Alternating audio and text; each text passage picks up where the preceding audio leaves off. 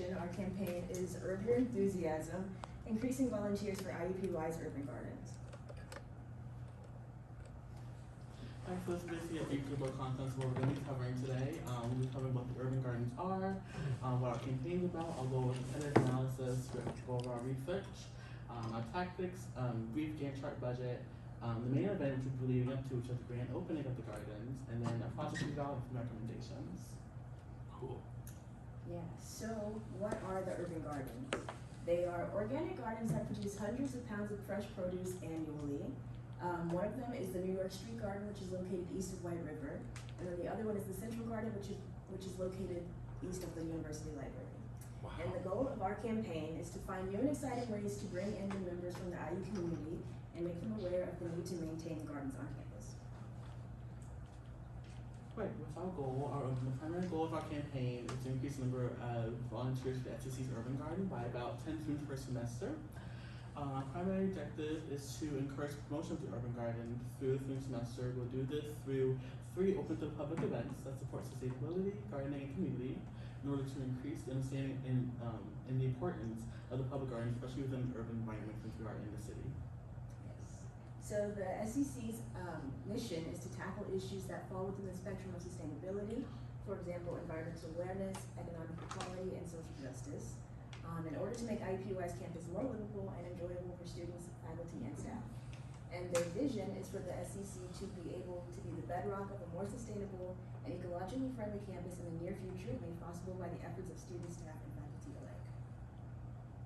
Right. So for our competitive analysis, we looked at 3 colleges within the Indy area and really looked at how they incorporated the implementation of sustainability, especially with student involvement. Our first college was Butler University. It's about 15 minutes north of IUPUI, about 5,000 undergrad students. They do not have a student sustainability club organization, but they do implement something called the Green Grad Program. And that promotes sustainability via a point system where students can sign up for it. They can get 10 points for doing sustainable activities, either on the campus, either on campus in the community, or while studying abroad. They do have a pretty strong online presence. They have a Facebook and Instagram page. They have a highly active feed, and they also have highlight reel where they document student takeovers of the Instagram feed. And so it's very evident that Butler's sustainability projects are, or the outreach is growing and heavily reliant on their students. Second, we looked at the University of Indianapolis, which is about 20 minutes south of us with about 4,000 undergrad students. Recently, as of February of 2023, they struggled to have upkeep with their club, but they combat this by partnering with other campus organizations to aid volunteer upkeep. They do have a Twitter and Instagram, but again, they are not as updated as Butler's is. And then third, we have IU Bloomington, which is very similar to IUPUI in size, about 35,000 undergraduate students. Their Sustainability Council is more of an umbrella organization that serves to unite the efforts of other organizations at other IU campuses. They have an IU campus farm, which is similar to IUPUI's urban gardens, and while they do promote the IU campus farm in their activities and their program, they don't really encourage students to volunteer at it. So now I'll talk about our research analysis. So to conduct our research, we sent out a survey with 10 questions. We sent it via email and via social media, and we specifically targeted SSC members via email. So upon receiving our results, we learned that most of our surveyed audience is college students. Most have not been to either garden. Those who have been did not volunteer or only volunteered once or twice. About half of them have gardening experience, and Fridays are largely the day with the most availability for them to volunteer. And then a majority said yes and maybe when they were asked if they could volunteer this summer. Being that most of our audience is 18 to 21 years old, we can assume that they'll be responsive to social media marketing. And those who have visited did not visit to volunteer, which shows that the non-volunteer events that will be held at our gardens can bring in visitors. Alright, so here's the fun part, the tactics and strategies. So, we're going to start with our guerrilla tactics. We first have tabling at the campus center. The campus center, especially the part when you first walk in on the first floor, has a lot of foot traffic, so we think that'd be best to table at. This will give the gardens exposure and also a chance for us to learn about our target audience. Second, we have a gift card raffle. So we will have posters with a QR code. I will be handing those out. This way we'll be able to monitor how our target audience responds to our messaging. Again, with the QR code poster, each poster is one entry into our raffle. And we'll make our runner announcement at our grand opening, March, which we'll cover in a second. And the winner gets a $50 Trader Joe's gift card. Second is our corporate social responsibility marketing. We're raising funds for our organization and club, and also really getting the community involved. We have a fundraiser night where we will be hosting a pot painting event. So students can pick a pot, paint it, and take it home, and we'll also have a selection of various indoor plants, just a beginner gardening kind of session. It'll mostly rely on promotion and audience participation for this tactic, and attendance will be $5 for students, $8 for faculty and staff. And it is most costly. We'll see with the budget in a second, but profit is expected with how many participants we expect. Second, we'll be hosting a farmers market, and we'll be collaborating with Paws Pantry, which is the food pantry on campus. We'll build awareness for the SSC. We'll also be able to promote and address food security, especially on campus. We'll emphasize the need for the gardens to maintain the current food security, and we'll do that within the Croft courtyard from North Hall. Lastly, we have our digital marketing, which we think is probably the most effective in promoting the SSC. We'll be using social media marketing, so implementing social media to reach the majority of our target audience. We have a Instagram, a Twitter, and Facebook page. We'll use all of those three.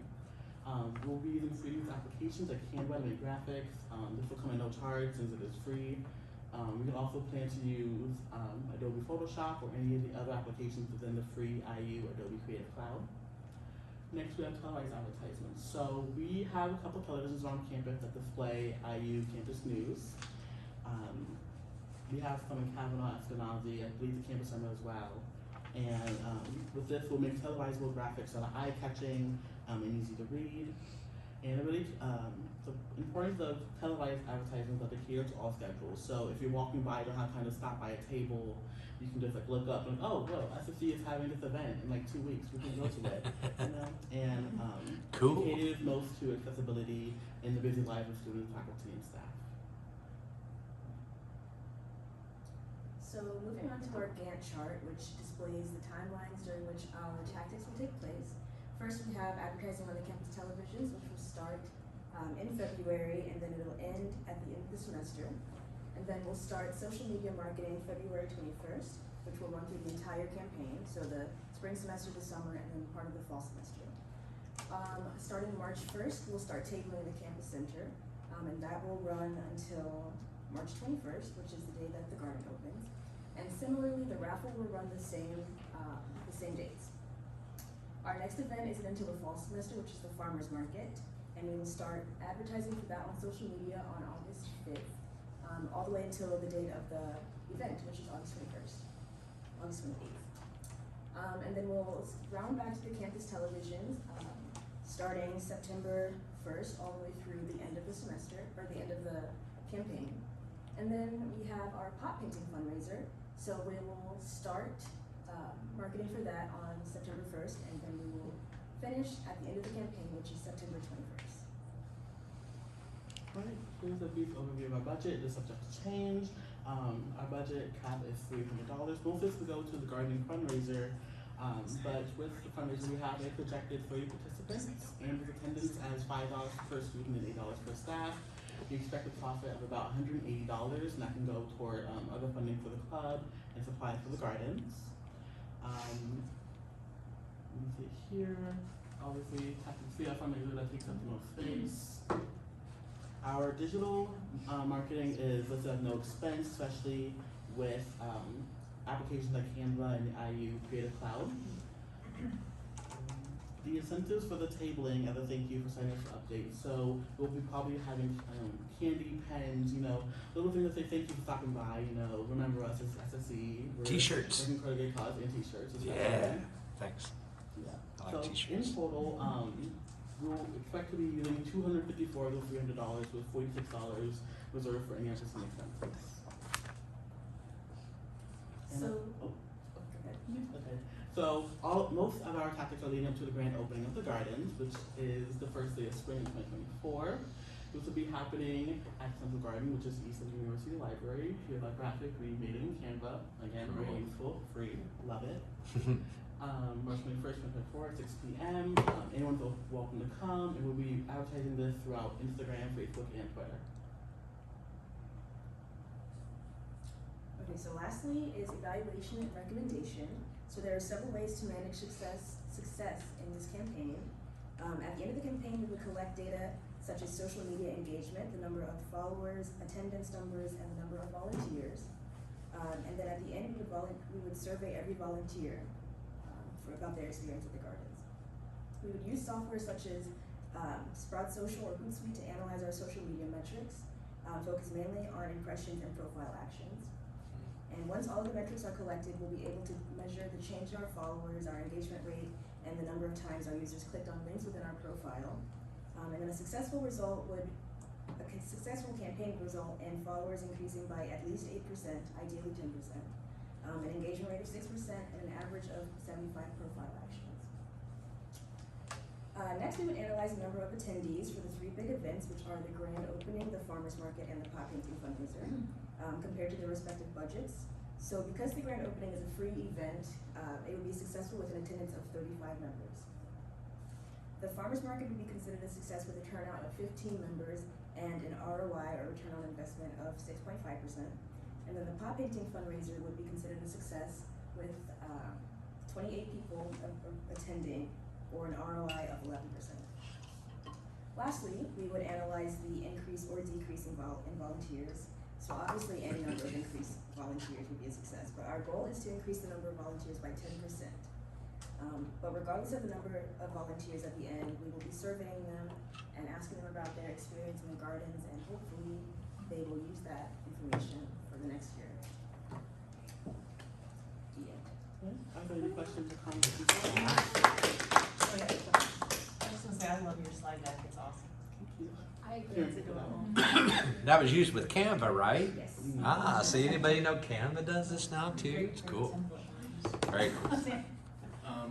One question I had, so the campaign's gonna end in September, and then you said the grand opening's gonna be in February? March. So have you thought about maybe potentially starting this campaign later, or what are you gonna do to kind of fill that gap? We did have talks about that. I don't know what we did to resolve that. So mostly through the summer, we're going to be focusing on social media marketing, because nobody's going to be on campus, so there's not really any use to do the TVs. But we're just going to try and hold on to who we gathered in the spring semester, and then reel them back in with our events in the fall. Okay. It's so hard, there's so many student orgs. I remember when you said I was like, oh, I didn't even know that we had gardens here. Yeah, I think Camryn introduced it to me. I'm like, that sounds really cool. Why does no one else know about this? Yeah, they're Right. things if you go to the library, now that you know it exists, you'll see it. It's right there. Yeah. What about corporate sponsorship?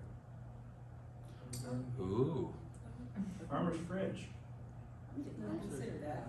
What's Farmer's Fridge? I I love Farmer's Those Fridge. Oh, vending yeah. machines. Well, I'll let everyone else speak. Oh, I know. What? What's Farmer's Fridge? They have vending machines with salads and healthy sandwiches in them, and Oh. you can If get you ever hard-boiled go eggs. through the walkthrough from Cali to the library, they have it right in that huge walkthrough hallway. Yeah. Wow. And, Healthy vending, Maybe I'm thinking not of candy. something. Isn't They chips. source all of their vegetables locally too, when they, It's like breakfast from and wherever lunch. they Oh, have their oh, kitchens. got it. Yeah. Wow. Really cool. So they can source your food from the garden and then bring that food back to IUPUI and the Farmer's Fridge. Our salads are made by the produce that is produced in our gardens. Anyway, That's really cool. I actually didn't think about that. I I forgot about did. those. Yeah, that's awesome. The power of the hive mind. Where does the majority of the produce go? It goes mostly to the pot pantry. So, Oh, okay, that's yeah. right, okay, thank you. I missed that. Which I honestly didn't know until I looked it up, that they mostly for all their fresh produce from the garden. So That's really cool. fantastic. Mhm. and Paws Pantry is still active during the summer. During And the things summer, like- I'm not sure, yeah, because we have international students might stay in the dorms during the summer and they're open during that time. Cool. All right. Thanks. Okay.